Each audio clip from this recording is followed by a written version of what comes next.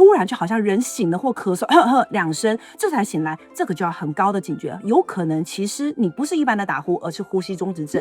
打呼代表睡得很好嘛，这是很多人都会跟我说，其实我好像打呼，我今天应该睡得很沉嘛，千万要小心。其实尤其一个症状是用打呼来表现的，就是呼吸中止症。如果你有呼吸中止症的人，他其实是会让你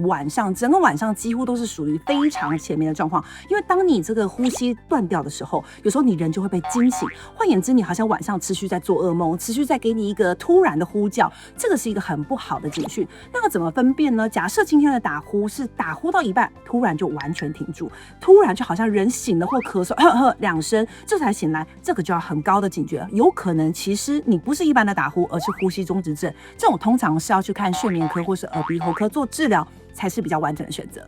高效睡眠打败熊猫眼，更多知识在健康2.0天天好眠单元哦。